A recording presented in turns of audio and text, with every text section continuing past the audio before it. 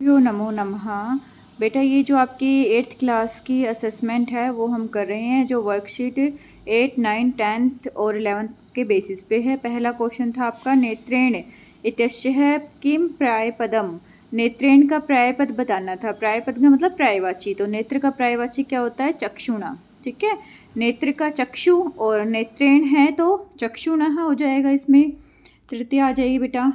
Next है नदी। नदी का पर्यायवाची शब्द क्या हो गया, क्या बनेगा? तटीनी। नदी को क्या बोलते हैं? तटीनी। ये तो आप लोगों ने हिंदी में भी लर्न किए होंगे बेटा। नेक्स्ट है प्रकृति ही। प्रकृति का अर्थ होता है स्वभाव, तो यहाँ पे प्रकृति का जो पर्यायपद होगा वो स्वभाव हो जाएगा। वसुंधराम। वसुंधराम का मतलब पृथ्वी होता है, ये सबको पता है, तो वसुंधराम का पर्यायपद क्या हो जाएगा? पृथ्वीम। माम। माम अपि ही विज्ञाप्य है। यहाँ पे आपको सर्वनाम शब्द बताने थे बेटा, तो यहाँ माम किसके लिए यूज़ किया था? लोमशिका के लिए। ये जो सर्वनाम शब्द है माम, वो लोमशिका के लिए आया था। उसने कहा था ना मुझे भी बताइए। लोमशिका जब झाड़ी के पीछे से छुपी के सब कुछ सुन रही थी और फिर सामने आके क्या कहती है चंचल को कि भाई क्या हुआ, मुझे भी बताओ। माम विज्ञाप्य है, माम अपि विज्ञाप्य है, विज्ञाप्य है। ठीक है बेटा। यहाँ पे इसमें लेप प्रत्यय है बेटा, वी उपसर्ग है, ज्ञा धातु और लेप प्रत्यय है, और हमारे यहाँ माम के स्थान पर क्या हो जाएगा? लोमशिका। नेक्स्ट है जनाहा मम फलानी खादंती ही, तो लोग मेरे फल खाते हैं। यहाँ पे मम किसके लिए यूज़ हुआ है? वृक्ष के लिए, तो यहाँ पे मम के स्थान पर क्या आ जाएगा? वृक्षः। वृक्ष कहते थे ना कि लोग जो है मेरे वृक्ष खाते हैं, छायाँ लेते हैं, मुझसे दवाइयाँ लेते हैं और मुझे ही काट देते हैं, तो यहाँ पे मम किसके लिए यूज़ हुआ है? वृक्षः। ऐसे ही नेक्स्ट है व्याघ्रः माम खादिशति ही, तो यहाँ पे जो माम है वो किसके लिए प्रयुक्त हुआ है? चंचल के लिए प्रयुक्त हुआ है। सर्वनाम शब्द जो माम है वहाँ पे क्या होगा बेटा? चंचल होगा।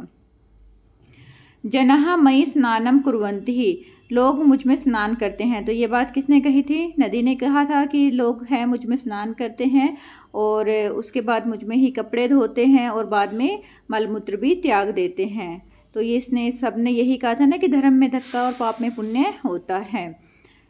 नेक्स्ट है बेटा कति आम्रफलानि ही संति, तो हमें ये काउंट करने हैं, गिनने हैं और उसके बाद हमें बताने हैं। तो ये कितने हैं? 21 हैं, तो एक विंशति ही हम लिखेंगे, एक विंशति ही लिख देंगे। ऐसे ही कति ही कुंभः संति, कितने घड़े हैं? कुंभ बोलते हैं घड़े को, तो कुंभः बहुवचन का हो जाएगा बेटा। कितने घड़े हैं? तो कितने घड़े थे इसको हम काउंट करेंगे तो 18 थे। 18 को अष्टादश लिखते हैं बेटा, अष्टदश नहीं लिखते हमेशा, 18 को क्या लिखते हैं? अष्टादश। ठीक है।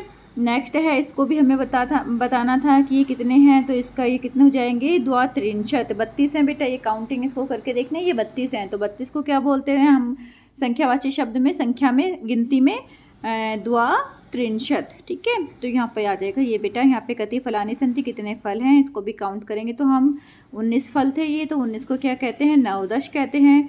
काउंटिंग अगर आपने अच्छे से लर्न कर ली है तो बेटा आपने ये सारे ठीक किए होंगे।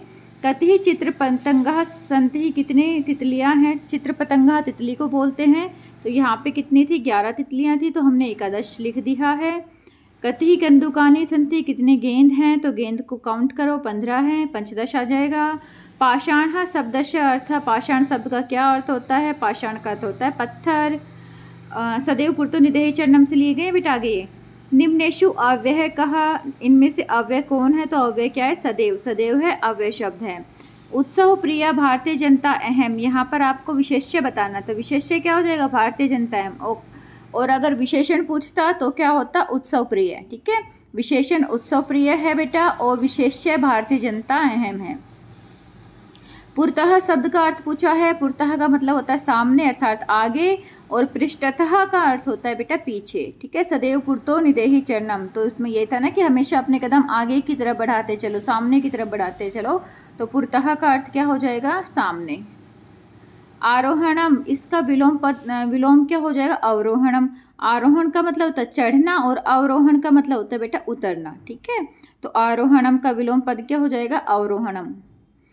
व्याघ्र, व्याघ्र, व्याघ्र का अर्थ बताना था शिकारी होता है, तो ये आपका था बेटा, इसको अपने नोटबुक में कर लेना और अपने टीचर को सबमिट करवा देना। ओके बेटा, अपना ध्यान रखना, टेक केयर।